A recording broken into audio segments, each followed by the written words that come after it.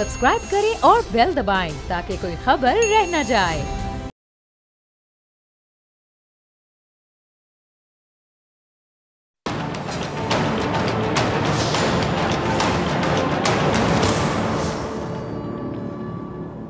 अस्सलाम वालेकुम नाज़रीन, प्रोग्राम में खुशामदीद। कहते हैं कि बदलता है रंग आसमां कैसे कैसे। नैब एक ऐसा फंदा समझ लें जो सियासतदान हुकूमत में रहकर तैयार दूसरों के लिए करते हैं, लेकिन एक दिन खुद ही इसी में आकर फंस जाते हैं। सालों साल हम देखते हैं कि इस इदारे से फ़ायदा तो नहीं हुआ, लेकिन नुकसान ज़रूर हुआ, और हर आने वाली हुकूमत ने सियासी रंग देकर कह लें कि इसके इमेज को, इसकी साख को मज़ीद मुतनाज़े किया है। आजकल भी ये हुक्मरानों को फ़ायदे पहुँचा रहा है, लेकिन मुखालिफ पार्टी यानी PTI पर कहर बनकर टूट रहा है। मनी लॉन्ड्रिंग केस में बराह रास्त सबूत ना मिलने पर वज़ीर आज़म के साहिबजादे सुलेमान शहबाज को बाइज्जत बरी कर दिया गया है, और 2019 में अरबों रुपए बेनामी खातों से स्मगल करने पर उन्हें इश्तिहारी करार दिया गया था। अब दूसरी जानिब नैब ने PTI के वसीम अकरम प्लस यानी उस्मान बुज़दार की गिरफ्तारी का फैसला कर लिया है, जिन्हें चेयरमैन PTI सादा आदमी कहा करते थे। और बुज़दार साहब खुद क्या कहते थे कि मैं तो अभी सीख रहा हूँ, मेरी तो ट्रेनिंग हो रही है। अच्छा, उन पर और ख़ानदान पर 9 अरब से ज़ायद असासे बनाने का इल्ज़ाम है। आज इस बारे में बात करने के लिए मेरे साथ मोअज़्ज़ज़ मेहमान मौजूद, साबिक़ गवर्नर पंजाब जो कि अब चीफ ऑर्गेनाइजर हैं काफ लीग के, चौधरी मोहम्मद सरवर साहब, बहुत शुक्रिया आपका वक्त देने के लिए, ज्वाइन करने के लिए। और सीनियर एनालिस्ट आमिर ज़ियाद साहब मेरे साथ मौजूद हैं। अच्छा चौधरी साहब, मैं आपसे शुरू करना चाहूँगी, ये जो पंजाब में उस्मान बुज़दार साहब को वज़ीर आला लगाने समेत क्या बड़ी गलतियाँ हुई हैं, और जो करप्शन या करबा परवरी के इल्ज़ाम हैं बुज़दार साहब पर, क्या इनमें कुछ हकीकत है? देखें, इल्ज़ामात तो बहुत सीरियस थे और हैं, लेकिन बाकी जो काम है वो इन्वेस्टिगेशन करने वाले अदारों का है कि वो जो हैं वो प्रूफ जो हैं वो इकट्ठे करें, क्योंकि मैं तो इस बात पे बिलीव करता हूँ कि everybody is innocent until proven guilty in court of law.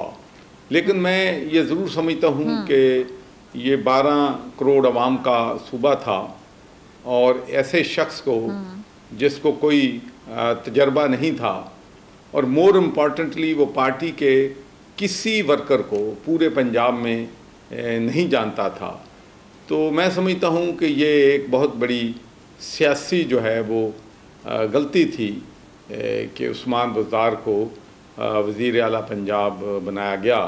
जिसमें और पार्टी ने गलतियां की हैं, उनमें से यकीनी तौर पर ये भी एक बड़ी गलती थी जिसकी वजह से हम पंजाब में गुड गवर्नेंस जो है वो नहीं दे सके, और पंजाब के लोगों के साथ इंसाफ नहीं हुआ। अच्छा, मुझे याद है चौधरी साहब, आपने मेरे प्रोग्राम में बड़ा खुलकर तमाम जो आपका जब आप गवर्नर थे और आपका जब वास्ता पड़ता था, कुछ MPs जो बड़ी शिकायत करते थे, उस्मान बुज़दार साहब से बड़े नाला थे, नाराज़ थे, तो गिले शिकवे करने के लिए आपके पास भी आते थे। तो वो जो शिकायत आपके साथ होती थी, आप ये उस वक्त चेयरमैन PTI तक पहुँचाते भी रहे थे, ख़बरें भी आती रही थी, तो क्या उनको सीरियस नहीं लिया जाता था? यानी किसी पर आप बिल्कुल इतना ब्लाइंडली ट्रस्ट कर लें कि जितनी भी शिकायत, और ये शिकायत यही आती थी ट्रांसफर्स के हवाले से, ये अकरबा परवरी, करप्शन, इस तरह के इल्जाम ही तब सुनने में आते थे, जो अब ये दोबारा ये पूरा इशू खुलकर सामने आ रहा है।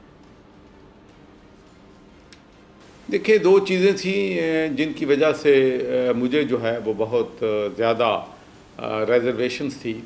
एक तो मैं ये समझता था कि देखें, पंजाब में पिछले 5 सालों में जो हमारा तरक्याती बजट था वो तकरीबन 2,500 अरब रुपया बनता है, लेकिन पाकिस्तान के अवाम की और पाकिस्तान की बदकिस्मती ये है कि ये जितने भी प्रोजेक्ट्स जो हैं बनते हैं डेवलपमेंट के, चाहे वो सड़कें बनाना है, पुल बनाना है, सीवरेज सिस्टम को ठीक करना है, या कोई और इंफ्रास्ट्रक्चर जो है बिल्ड करना है, उसमें जो कमीशन है ये एक हमारी जो है कल्चर है उसका हिस्सा बन गया है, और उसको बुरा नहीं समझा जाता। लेकिन मैं तो अपनी आवाज़ जो है हमता रहा कि जो भाई कमीशन जो था, किकबैक्स थी, करप्शन थी, जो 10% 15% होती थी वो 50% तक पहुंच गई है, और जो प्रोजेक्ट हम बना रहे हैं बनने के साथ साथ ही वो टूट फूट जाते हैं। और फिर पोस्टिंग और ट्रांसफ़र्स के बारे में बहुत सीरियस कंप्लेंट्स थी कि वो भी पैसे देकर जो है वो की जाती हैं।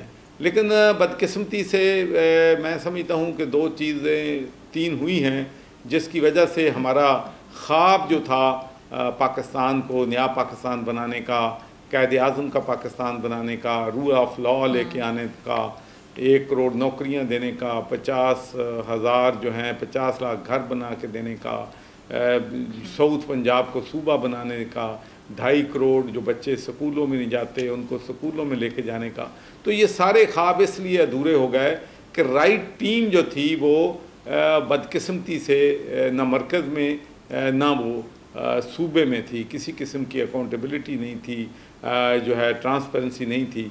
तो जब किसी भी मुल्क में किसी भी जमात में ओहदे जो हैं इस बुनियाद पर बांटे जाएं कि वो खुशामद सबसे ज़्यादा कौन करता है और हुक्म जो है सबसे ज़्यादा कौन उस पर अमल करता है, तो फिर यही होता है। और दूसरी मोर इम्पॉर्टेंटली मैं समझता हूँ कि सबसे जो बड़ा मसला हुआ कि जो पार्टी का वर्कर है, ख़ासकर जो पाकिस्तान तहरीक इंसाफ का है, वो सच्ची बात अपने MPA से भी कह देता था, अपने MNA से भी कहता था, लेकिन उसको वक़्त नहीं मिलता था कि वो प्राइम मिनिस्टर के साथ या तहरीक इंसाफ के लीडर के सामने अपने गिले शिकवे और अपने MPAs MNA के ख़िलाफ़ शिकायत, हुकूमत के ख़िलाफ़ शिकायत, कोई फोरम नहीं था कि वो अपनी आवाज़ जो है वहाँ पर पहुँचा सके। तो ये जो वर्कर्स और खान साहब के दरमियान जो एक खलीज जो है बन गई थी और खुशामदी टोला इकट्ठा हो गया था जिसमें गैर सियासी लोग ज़्यादा थे, उस वजह से मैं समझता हूँ कि पंजाब को भी नुकसान पहुँचा, पाकिस्तान को भी नुकसान पहुँचा,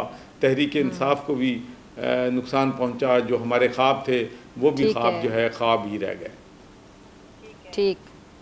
ठीक है। आमिर ज़िया साहब, आपने चौधरी सरवर साहब को सुना, ये बड़ा एक अहम इशू हाईलाइट कर रहे हैं कि मतलब कोई फोरम नहीं था जहां जाके अपने इश्यूज़ को हाईलाइट किया जाता, बताया जाता या शिकायत को सीरियस लिया जाता। ये तो बड़ी परेशान कुन सिचुएशन नहीं थी। और दावे इस पार्टी की जानिब से ये किए जाते थे कि बड़ी मुनफरिद पार्टी है, जो एक पीछे से कल्चर चला आ रहा था हमारा। ये अक्सर कहते थे कि 2 पार्टियां हैं जो सियासत में जिन्होंने बारियां ली हुई हैं, हम एक चेंज लेकर आएंगे, तब्दीली लेकर आएंगे। तो मतलब ये थी तब्दीली कि वहाँ पे किसी की रसाई नहीं होती थी और इशूज़ हाईलाइट होते ही नहीं थे, या किसी पर अगर ब्लाइंडली ट्रस्ट कर लिया कि तो बंदा बड़ा सादा है तो बस फिर ट्रस्ट कर लिया, नीचे वालों के जो इशूज़ थे वो ऊपर तक जाते ही नहीं थे, उनको सीरियस क्या लिया जाता, हल क्या निकाला जाता। मैं बहुत कम जो है मतलब है वो इत्तेफाक करता हूँ या इंडोज करता हूँ जो सियासतदान होते हैं प्रोग्राम में, और चौधरी सरवर साहब ने बहुत ही अहम नुकात उठाए। देखिए, इमरान खान की या जो साबिक़ वज़ीर-ए-आज़म की जो सबसे बड़ी गलती है, गलतियों का जो आगाज था, मतलब कहते हैं mother of all the mistakes, वो शुरू होती है बुज़दार साहब के अपॉइंटमेंट से। और जो उनके हमदर्द हैं और जो आज भी उनके हमदर्द हैं, वो भी ये शिकायत करते हैं कि जी पार्टी के 90% जो MNAs और MPAs थे या उनकी क़यादत थी वो खिलाफ थी इस फैसले के।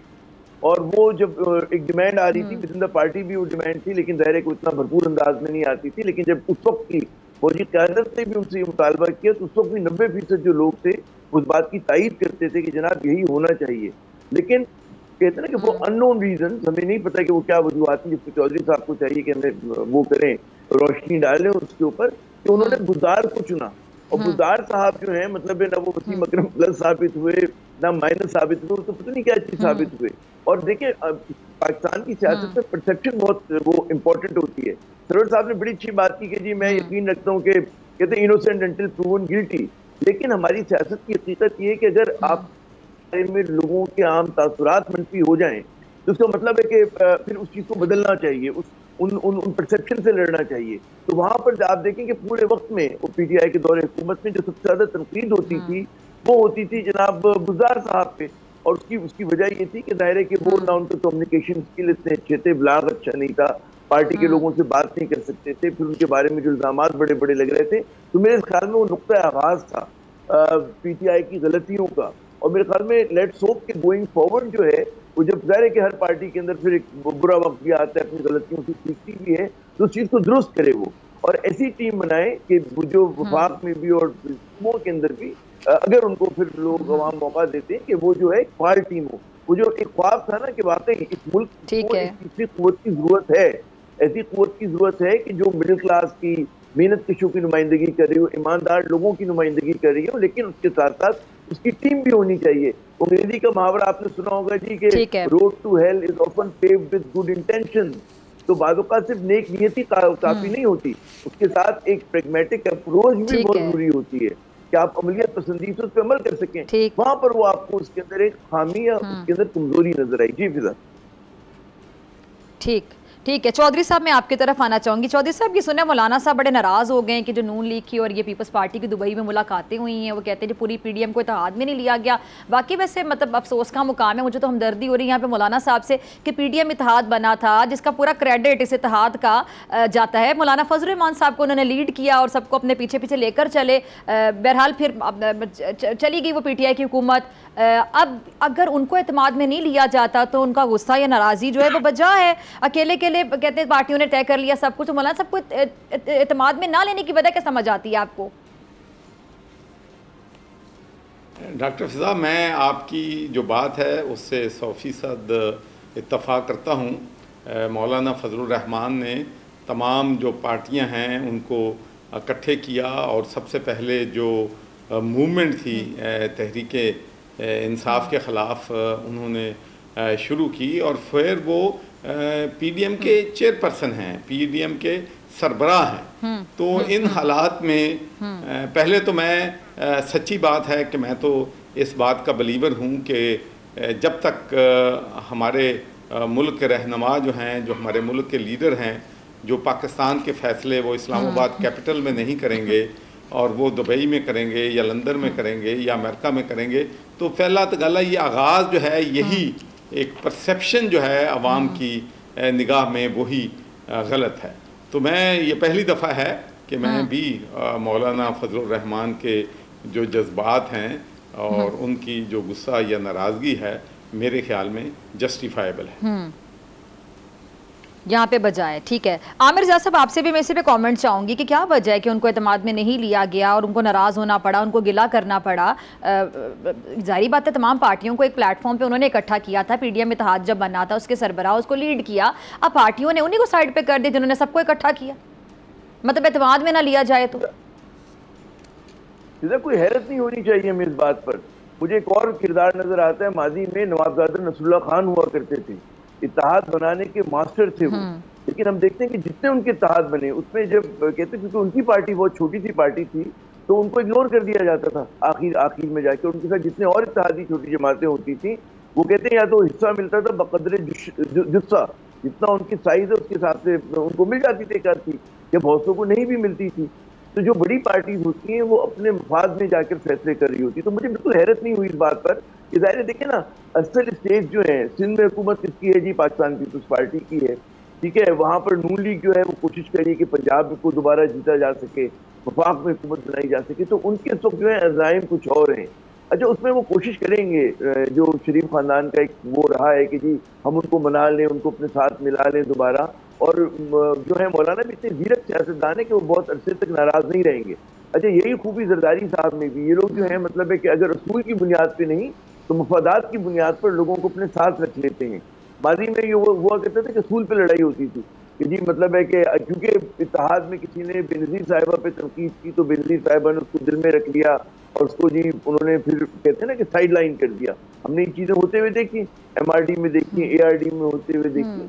लेकिन यहाँ पर जो पूरी सूरत हाल है यहाँ पर ये समझ में आने वाली बात है। लेकिन मौलाना पे आपकी हमदर्दी बजा, लेकिन मौलाना जो है मतलब है उनको मना लिया जाएगा और उनको कोई ना कोई ऐसी चीज़ दे दी जाएगी कि जिस पर वो उनका चेहरा दोबारा खिल उठेगा, उनकी मुस्कुराहट दोबारा आ जाएगी और वो खुश खुश जो है वो उनके साथ जो भी हुकूमत बनाएगा उसके साथ बैठे हुए होंगे। जी अच्छा, आपके सवाल से कि उनको कुछ दे दिया जाएगा और उनकी नाराज़गी दूर हो जाएगी, एक सवाल जहन में ये भी आता है। चौधरी साहब, मैं आपकी तरफ आऊँगी। जब हुकूमत खुद एक महीने की मेहमान रह गई तो जो फंड्स जारी किए जा रहे हैं अरकान असम्बली को और कई माह के लिए, ये ज़रा समझा दीजिएगा ये क्यों किए जा रहे हैं, ये क्या हो रहा है? फिर जहन में सवाल आता है कि क्या आया कि इलेक्शन हो भी रहे हैं या फिर नहीं हो रहे हैं? डॉक्टर फिजा, इस कौम के साथ, इस मुल्क के लोगों के साथ इससे बड़ा संगीन मजाक जो है वो क्या होगा कि मुल्क जो है वो डूब रहा है, इकॉनमी जो है मईशत तबाह बर्बाद हो गई है, लाखों लोग जो हैं वो बेरोज़गार हो गए हैं, फैक्ट्रियां बंद हैं, एक्सपोर्ट हमारी जो है वो कम हो रही है। और मुल्क जो है शदीद माली बहरान का शिकार है। लेकिन मैं तो इसके बुनियादी तौर पर इस फ़लसफ़े के ख़िलाफ़ हूँ। वन ऑफ द रीज़न मैं I join hands with Imran Khan, उसकी 3 वजूहात जो हैं वो तो सिंपल थी। एक तो ये थी कि वो अदारों में ख़ासकर बल्दियात को मजबूत करना चाहते थे और उनको एम्पावर भी करना चाहते थे, और बल्दियात का सारा जो डेवलपमेंट का काम है जो कि पूरी दुनिया में होता है कि वो काउंसलर्स करते हैं, वो लोकल गवर्नमेंट के लोग करते हैं। दूसरा जो उनका पुलिस रिफॉर्म लाने का जो एजेंडा था, यही चीज़ें थी जो मुझे तहरीक इंसाफ में लेके गई थी। लेकिन अब हैरत की बात यह है कि ये जो डेवलपमेंट फंड्स हैं जो MNA MPs को देते हैं, मुझे बताएं कि कौन शख्स है जिसको ये बात मालूम नहीं है। हमारे अपने PTI के वर्कर्स जो हैं वो मुझे आके गवर्नर हाउस में बताते थे कि गवर्नर साहब ये एक बहुत ही काबिल अफसोस बात है कि हमारे MNA MPA जो हैं वो किक बैक्स ले रहे हैं, कमीशन ले रहे हैं, और अगर कोई जॉब्स आते हैं तो अपने रिश्तेदारों को दे देते हैं, फिर अगर सरप्लस हो जाते हैं तो उनको बेच देते हैं। तो भाई ये मुद्दे दुनिया की कौन सी जमहूरियत है जिसमें बताएं कि जिसमें जॉब एलोकेशन MPA करते हों, MNA करते हों, जिसमें फंड जो हैं वो MNA MPs को एलोकेट होते हों। तो ये सारा निज़ाम जो है ओवरहाल होने वाला है। ये करप्ट सिस्टम है, ये कोलैप्स हो चुका है, और इसमें पाकिस्तान के गरीब आवाम के लिए कुछ नहीं है। इसमें सिर्फ सियासतदान जिन्होंने इसको तिजारत बनाया हुआ है उनके लिए ये नफ़ा बख्श जो है सौदा बन गया है, नफ़ा बख्श एक अदारा बन गया है। ठीक है जी, मुझे ब्रेक का कहा जा रहा है। दोनों मेहमान मेरे साथ मौजूद हैं, चौधरी सरवर साहब भी और साहब भी। हम आपसे मुलाकात होगी शॉर्ट ब्रेक के बाद।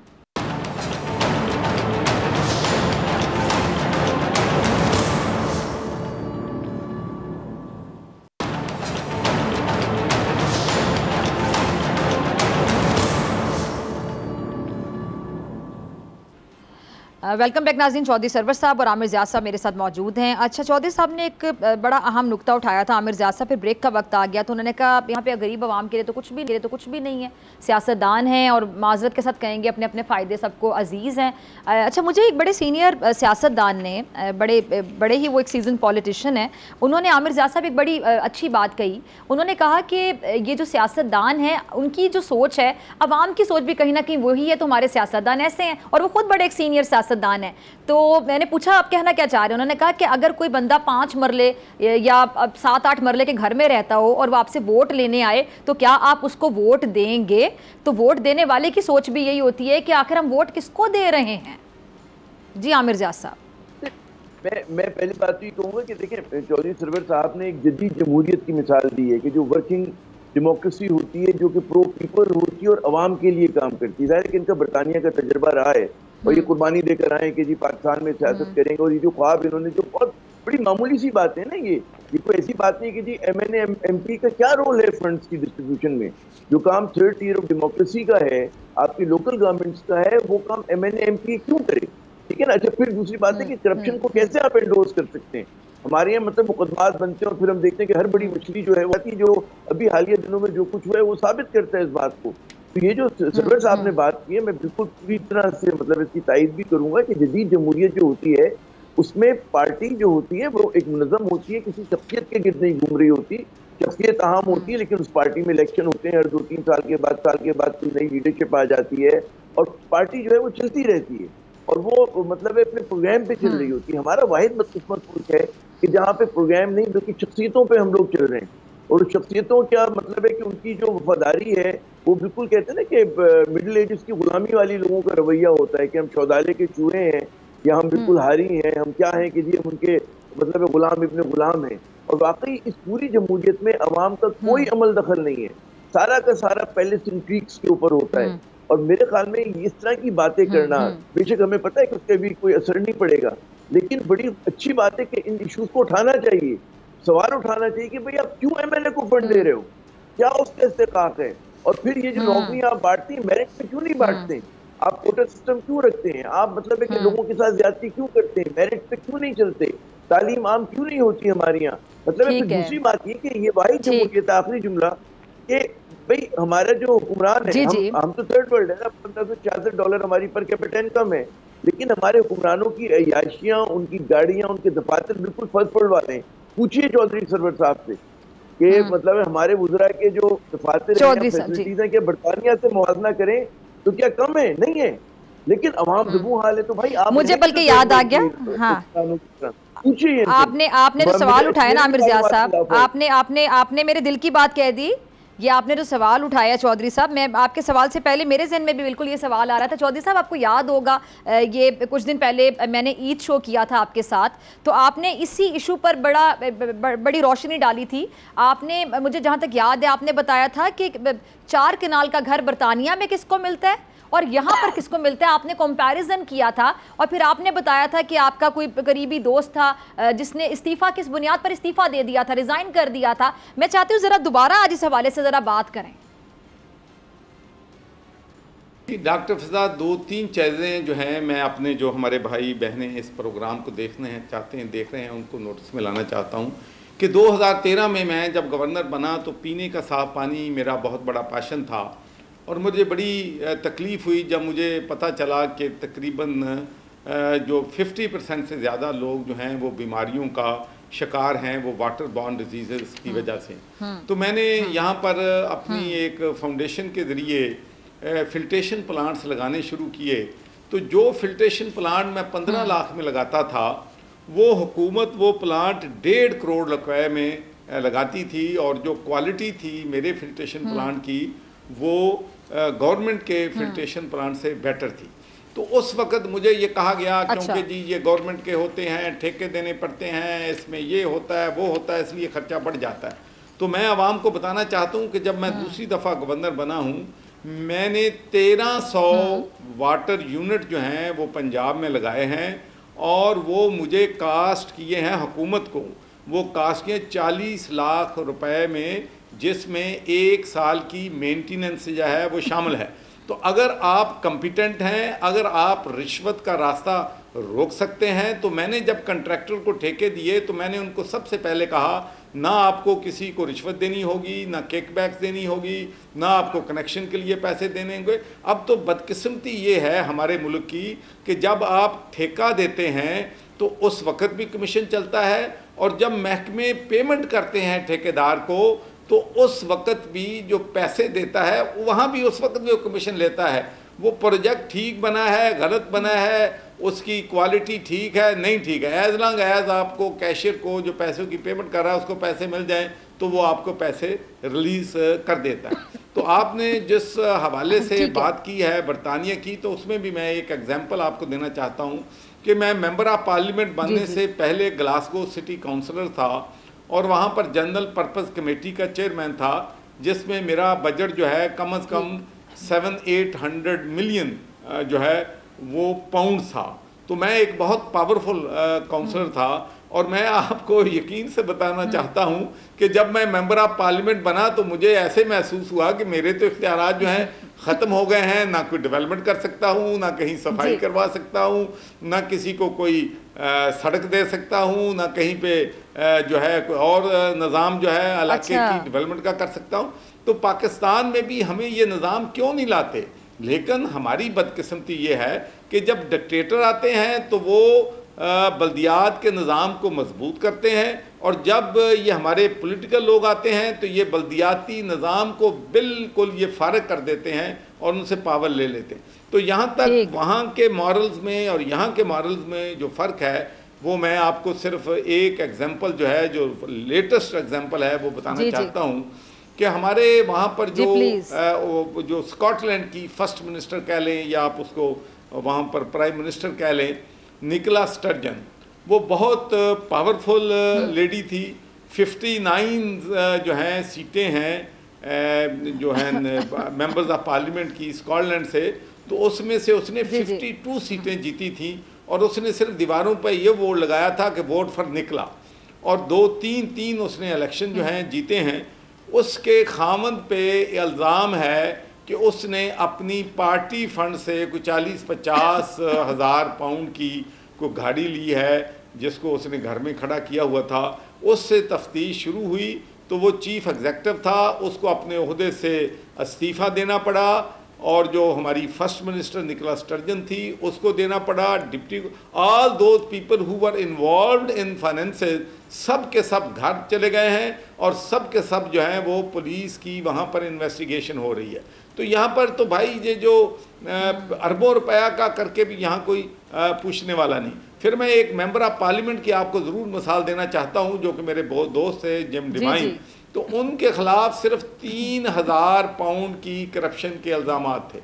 तो वो चार्ज भी हुआ, प्रोसिक्यूट भी हुआ, कन्विक्ट भी हुआ।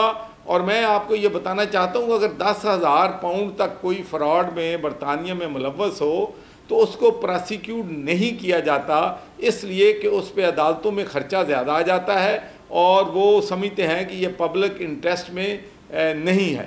लेकिन अगर कोई सियासतदान पकड़ा जाए, अगर कोई बड़ा पकड़ जाए, तो उसको चार्ज भी किया जाता है, उसको सज़ा भी दी जाती है। और जजेस ने बहुत दफ़ा अपनी जो फाइंडिंग्स हैं उसमें ये कहते हैं कि politicians should be whiter than wide, हम आपको सज़ा इसलिए दे रहे हैं कि आप सियासतदान हैं, और सियासतदान के किरदार को देखकर पूरी कौम ने अपना किरदार जो है वो बनाना पड़ता है। तो मैं समझता हूँ कि देखें अब बहुत हो चुका, आपने बात की है, जैसा कि मैंने कहा कि बरतानिया का प्राइम मिनिस्टर 4 कनाल के घर में रहता है, तो पुराने ज़माने में एक बादशाह होता था, अमेरिका में एक व्हाइट हाउस है, लेकिन पाकिस्तान का जो DPU है वो 12 एकड़ के घर में रह रहा है, जो DC है वो भी 10-15 एकड़ के घर में रह रहा है, कमिश्नर भी, फिर उसके बाद आप कह लें कि RPO भी, फिर आपके सेक्रेटरीज भी, फिर उनके पास गाड़ियां, आपने मतलब कंपैरिजन तब भी किया था, मुझे याद है जी, कि वहाँ पे जी वहाँ पे प्राइम मिनिस्टर जितने घर में रहता है, जितने बड़े घर है, उसके पास टोटल 90 गाड़ियां हैं। जब हम पार्लियामेंट का इजलास रात को 10 बजे 11 बजे ख़त्म होता था, तो जितने भी मिनिस्टर हैं वो हम भी जो हैं अंडरग्राउंड पे सफ़र करते थे या टैक्सी लेते थे, वो भी टैक्सी लेते थे। अच्छा आमिर ज़िया साहब, आप शायद कुछ कहना चाह रहे हैं, लेकिन ब्रेक का वक्त हो गया। चौधरी सरवर साहब, आपके टाइम का बहुत शुक्रिया। आमिर ज़िया साहब मेरे साथ मौजूद होंगे ब्रेक के बाद भी, और हमें ज्वाइन करेंगे ऑल पाकिस्तान बार काउंसिल के चेयरमैन हसन रज़ा पाशा साहब ब्रेक के बाद।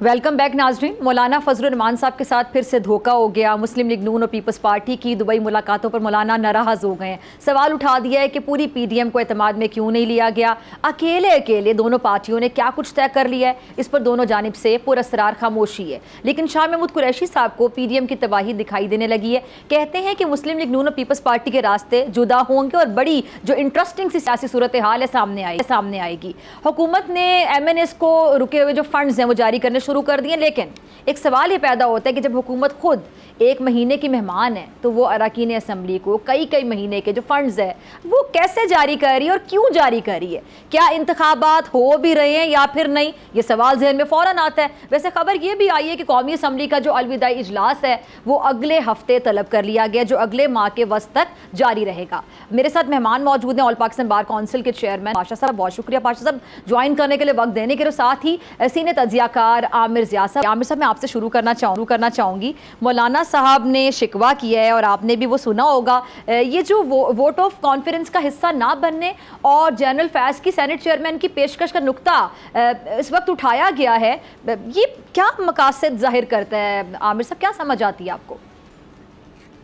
एक तारीख रही है, वो तारीख ये है कि जब भी कोई इत्तेहाद होता है उसमें बड़ी जमात या एक दो जो बड़ी जमातें होती हैं उनकी मफादात कुछ और होते हैं, और जो उनके साथ छोटी जमातें होती हैं, बहुत ही छोटी जमातें होती हैं, उनकी ज़रूरतें कुछ और होती हैं। मुझे याद आ रहा है जब आप तस्करा करी थी, अपने इब्तिदाई कलमात दे रही थी, मुझे याद आई MRD बड़ा ज़बरदस्त मतलब इत्तेहाद हुआ करता था, दौलत साहब के खिलाफ बड़ा उन्होंने कैंपेन की, लेकिन 88 के इंतखाबात से पहले वो एकदम टूट गया, बिखर गया, और उसमें बड़े मतलब जय्यद किस्म के सियासतदान महराज मोहम्मद खान, फतेह अली खान, फला हुआ करते थे। तो पता चला कि पीपल्स पार्टी ने उन लोगों को पूरे दौर में अपने साथ चलाया जब तक जिद्दोजहद का था, लेकिन जब इंतखाबात आए और कुछ लोगों ने फरमाइश भी की कि सीट एडजस्टमेंट होना चाहिए कम से कम उन लोगों के साथ के जनाब जो कहते हैं पार्टी हेड्स थे, तो बेनज़ीर साहिबा ने उसको मना कर दिया और वो इत्तेहाद टूट के बिखर गया। अच्छा, अब यहाँ पर भी यही सूरत हाल है। यहाँ पर एक बड़ी जमात नहीं है, दो बड़ी जमातें हैं, नून लीग है और पाकिस्तान पीपल्स पार्टी है। तो बुनियादी तौर पर ये आपस के अंदर तय करेंगे कि जी आगे का जो है रास्ता वो क्या होगा।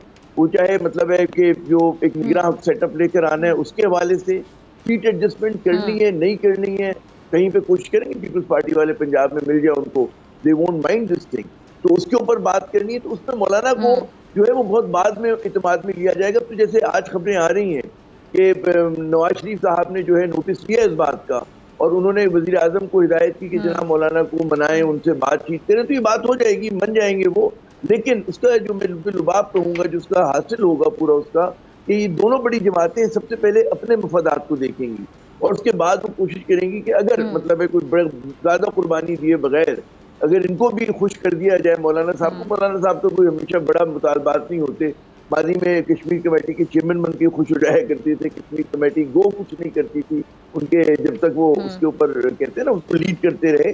तो उनके छोटे मफाद होते, वो कहेंगे जी मेरे भाई को ये लगवा दें, मेरे मतलब समझी के साथ ये काम कर दें, फला के साथ ये कर दें, बेटे को जरा सा और कोई अच्छी वजारत दे दें, इस तरह की ख्वाहिशात होती हैं। तो हमारे यहाँ सियासत जो है वो बड़ी महलाती साजिशों पे होती है। आप खुद देखें, हम जब भी प्रोग्राम करते, मैं जब आपके प्रोग्राम में आया, हमने कभी इशू डिस्कस नहीं किया, हमने पर्सनैलिटी को डिस्कस किया। उसकी वजह ये है कि हमारी जो पूरी सियासत है वो पर्सनैलिटी के गिर्द घूमती है। हमारे इंतखाबात भी जो है शख्सियत के गिर्द घूमते हैं, उसमें इशू नहीं होता। उसमें होता है जी पर्सनल लॉयल्टी, नवाज शरीफ बड़े अच्छे हैं, नवाज शरीफ बहुत बुरे हैं, फला बहुत अच्छा है, फला बुरा है। फिर पार्टी के जो कैप्टिव वोटर्स होते हैं वो उनके साथ होते हैं और बाकी जो स्विंग वोट होता है वो भी बेचारा ऐसे ही होता है। जब भी आप देखें हमारा 35% 40% हमारे यहाँ टर्न आउट होता है और जो मेजोरिटी होती है वो बिल्कुल बेखबर होती है इलेक्शन से ना, उनको लगता नहीं कि ये लोग हमारे मफादात और ये वोट भी तो पर्सनैलिटी को मिलता है ना आमिर ज़िया साहब, शख्सियत को मिलता है। जी मैं यही कह रहा हूँ, लेकिन दुनिया भर में होता है, इश्यूज पे मिलता है। लोग पूछते हैं जी फॉरेन पॉलिसी क्या होगी आपकी, आप बिल्कुल सही कह रहे हैं जी। तो ना पीपल्स पार्टी और नून लीग की माशी पॉलिसी में क्या फर्क है? तभी तो वहाँ तरक्की है और हम शख्सियतों के गिर्द घूमते रहते हैं। बुनियादी सवाल होते हैं ना। इंडिया हमारा देखिए पड़ोसी मुल्क है, पाकिस्तान मुखालफत उनका सेंट्रल इशू होता है इलेक्शन के अंदर, मतलब एक्सटर्नल फ्रंट के ऊपर वो बात करते हैं, पाकिस्तान मुखालिफ बात करते हैं। हमारे यहाँ तो इंडिया पे भी कोई बात नहीं करता, वो सबके मुंह में घूंगियां पड़ी हुई है ना। तो ये बड़ी मतलब है कि मेरे ख्याल में बात है। और हमारे यहाँ कभी भी अवाम का जो जिक्र खैर होता है वो पॉलिसी मेकिंग में नहीं होता, जो भी होता है महलाती साजिशें होती हैं। जी फिजा, ठीक है जी। पाशा साहब मैं आपकी तरफ भी आना चाहूँगी। पाशा साहब ये इस्तेकाम में पाकिस्तान पार्टी के जो ओन चौधरी साहब हैं उनकी जो PTI तहलील करने की दरख्वास्त है सुप्रीम कोर्ट ने वापस कर दी है, तो अब ये बड़ा सवाल उठाया जा रहा है कि क्या ये दरख्वास्त जल्दी में या फिर कोई सियासी अदावत की बिना पर दायर कर दी गई थी? देखिए इसमें तो कोई शक नहीं है कि ये पॉलिटिकल मोटिवेटेड एक पिटीशन थी और एक ऐसे सियासतदान की तरफ से आई जो कभी उस पार्टी का जिसको वो पाबंदी लगवाने जा रहा था उसका बड़ा एक इम्पोर्टेंट फिगर था और उसके चेयरमैन के इंतहाई करीब था, जिसको सारी अंदर और बाहर की हर बात पता थी। वो आए और उन्होंने पिटीशन फाइल कर दी। लेकिन मुझे नहीं लगता कि आप ऐसी बातों पे किसी पॉलिटिकल पार्टी पे पाबंदी लगवाए या लगवा सकते हैं। एतराज़ जो हुआ है सुप्रीम कोर्ट ऑफ पाकिस्तान के ऑफिस की तरफ से वो टू सम एक्सटेंट जायज़ है। तो आप क्यों एक पॉलिटिकल पार्टी को आउट करना चाहते हैं? अगर उनके कुछ 4, 5 या 10 हज़ार बंदों ने कोई ऐसा एक्ट किया है जिसकी सज़ा वो भुगत रहे हैं, उनके पास FIRs हो गई हैं, वो बिहाइंड द बार हैं, कभी मिलिट्री कोर्ट की बात हो रही है, कभी ऑर्डिनरी कोर्ट की बात हो रही है, सब के केसेस वहाँ पे चल रहे हैं। तो जो जिसने किया है उसके अपने किए की सजा भुगतेगा या जजा भुगतेगा, व्हाटएवर मे बी, वो मामला कोर्ट्स में पेंडिंग है। लेकिन इस मामले पे आप पार्टी पे पाबंदी लगवा दें, ये कोई इतना मुनासिब नहीं है और ये डेमोक्रेटिक नॉर्म्स और वैल्यूज़ के मैं समझता हूँ कि वो खिलाफ है। वो लोग जो कि किसी भी तशद्दुद पसंद सरगर्मियों में शामिल नहीं थे और वो नज़रियाती तौर पे कमिटेड थे एक पार्टी के साथ, उनका क्या कसूर है? तो उनको मैं नहीं समझता कि इस तरीके से आप उनको अपने हक़े रायदही से महरूम कर सकते हैं या करना चाहिए। तो ये कोई इतना अच्छा एक्ट नहीं था। अच्छा, एक और सवाल आपसे पाशा साहब कि आखिरी जज की तकरीर को लेकर एक बार फिर से हम देख रहे हैं सुप्रीम कोर्ट में इत्तेफाक राय ज़रा मुश्किल दिखाई दे रहा है, तो क्या ये जो मरहला है ये आसानी से तय हो जाएगा? देखिए, आपने देखा होगा कि बड़े अरसे के बाद एक जज की एलिवेशन हुई जो कि chief justice Peshawar high court थी मोहतरमा मुसर्रत हलाली साहिबा, और उनकी जब तकरीरी के लिए मामला जुडिशल कमीशन ऑफ पाकिस्तान में आया तो एक कंसेंसस देखने में आया, किसी ने भी एतराज़ नहीं किया, ना बार एसोसिएशन ने किया, ना ही जुडिशल कमीशन के बाकी मेंबरान ने किया। तो इसकी वजह यह है कि जो बार एसोसिएशन और बार काउंसिल्स ये कह रही थी कि सीनियरिटी प्रिंसिपल के तहत सीनियर बंदे को जो है सीनियर जज को ऊपर लाया जाए, तो उस प्रिंसिपल के तहत जब आपने लाया तो कोई एक आवाज़ नहीं उठी, कोई उंगली नहीं उठाएगी। तो ये चीज़ देखने के लिए है, और आइंदा आने वाले चीफ जस्टिस साहब के लिए भी यही रिक्वेस्ट है कि वो सीनियरिटी प्रिंसिपल को अगर फॉलो करेंगे तो कोई किसी को एतराज़ करने का मौका नहीं मिलेगा। तो ये एक ऐसी एग्जाम्पल सेट हो गई है जिस पे मेरा ख्याल है कि बकाया जो जुडिशल कमीशन के अरकान है, मुअज़्ज़ज़ अरकान, उनको ये देखना पड़ेगा और इस पे अमल दरामद करना पड़ेगा, जो कि बार काउंसिल्स का ये मुतालबा पहले दिन से आ रहा है कि सीनियरिटी प्रिंसिपल को फॉलो करना चाहिए। ठीक है जी, ठीक है जी। दोनों मेहमानों का बहुत शुक्रिया। इसी के साथ मुझे दीजिए इजाज़त। रात होगी इंशाल्लाह कल सेम टाइम सेम चैनल। अगर ज़िंदगी ने वफ़ा की, दुआओं में याद रखिएगा, अपना बहुत ख्याल रखिएगा। अल्लाह ने के बाद।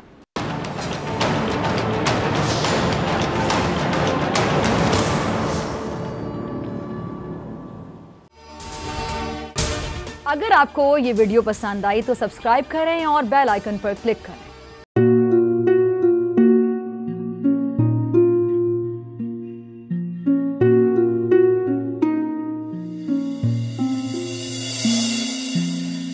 अपना घर यूं छोड़ के आखिर बोल किधर जाएगा,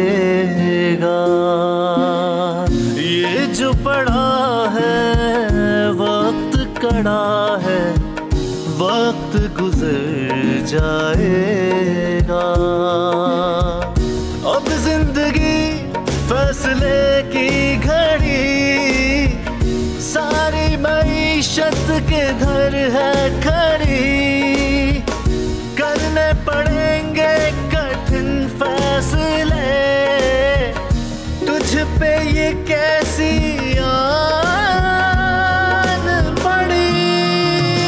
देखना अब कुछ यूं बदलेगा हमारा पाकिस्तान, खुशियाँ वापस ला कर देगा हमारा पाकिस्तान। देखना अब कुछ यूं बदलेगा हमारा पाकिस्तान, खुशियाँ वापस ला कर देगा हमारा पाकिस्तान। देखना अपनी पहचान के लिए बोल, पाकिस्तान के लिए बोल, हमारा पाकिस्तान, मिशन मईशत। देखना